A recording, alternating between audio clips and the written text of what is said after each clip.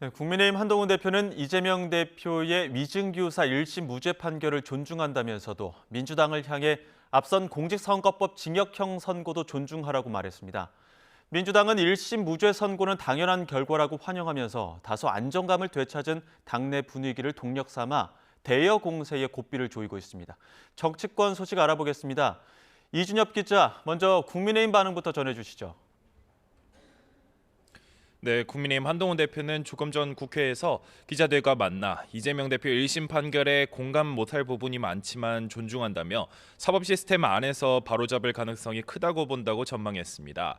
이어 민주당도 지난 15일 이 대표의 공직선거법 1심 징역형 선고를 존중하라고 쏘아붙였습니다. 추경호 원내대표는 원내대책회의에서 판결 직후 공존하는 정치를 강조한 이 대표를 향해 진심으로 공존을 바란다면 국정을 마비시키는 야외 방탄 집회부터 중단하라고 나를 세웠습니다. 여당 내부적으론 이르면 모레로 예상되는 김건희 여사 특검법 재표결 대응을 고심하고 있습니다. 특히 지도부 공개 충돌로 이어진 당원 게시판 논란으로 이탈표가 나오는 것 아니냐는 우려도 나오는데 원내 핵심 관계자는 일단 특검으로 당이 무너지는 건 다른 문제라고 선을 그었습니다. 또 다른 친한동훈계 인사도 여기서 잘못되면 오히려 오해만 받는다면서 단일 대우를 강조했습니다. 네, 민주당에서는 판결을 반기면서 당내 전열 정비에 집중하고 있죠. 네, 민주당 박찬대 원내대표는 원내 대책회의에서 사필 규정이라며 지난 2년 6개월 내내 야당을 표적 삼은 윤석열 정치검찰의 무도한 정치 사냥은 머지않아 종말을 고할 거라고 비판했습니다. 김병주 최고위원도 라디오 인터뷰에서 판결 소식을 듣고 기뻐서 운다는 것 자체가 정치공화국의 현주소를 보여주는 것 같다고 꼬집었습니다. 다만 당내에선 재판만 15번인데 이제 산 하나 넘은 것이라며 신중하게 대응하자는 분위기도 엿보입니다. 정성호 의원은 라디오 인터뷰에서 판결 직후 이 대표에게 일희일비 말자며 장문의 메시지를 보냈고 답으로 하트를 받았다고 전했습니다. 민주당은 또 김여사 특검법 통과를 위해 당력을 집중하고 있는데 추가 이탈표 확보를 위해 애초 28일에 하려던 재의결을 미루는 방안도 검토하고 있습니다.